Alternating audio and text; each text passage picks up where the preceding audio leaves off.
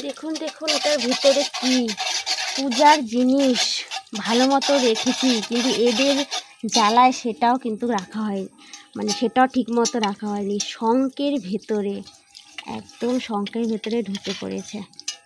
বলতে পারবেন এটা কি? চলুন দেখুন শঙ্করটা।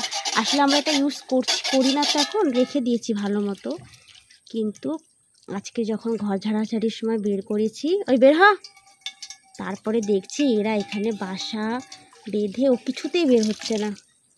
কীভাবে বের হবে? জল দিলে মনে হয় বের হবে। একটু দাঁড়া, সুন্দর করে জল দিয়ে দিই।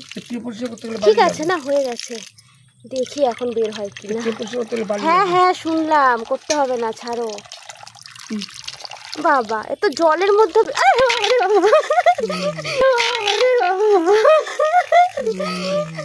কোথায় কোথায় সব কিছু নষ্ট করে এখন ভেঙে, এই যে লুকিয়ে পড়েছে, সব কিছু নষ্ট করে আমাদের কাজ বাড়িয়ে এখন এই যে মহারানী ভিক্টোরিয়া এখানে। ওই তো আর কোথাও জায়গা পাস না বাসা করার জন্য? হ্যাঁ, শঙ্কের ভেতরে গিয়েছিস, শঙ্কটাকে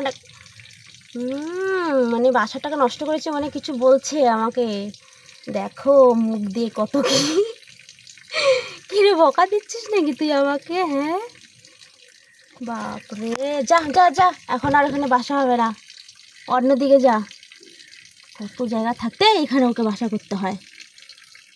চলো ঠিক আছে, এ তো নষ্ট করিয়ে দিয়েছে, কি করা যাবে এখন, আর করার কিছু নেই। Tata bye.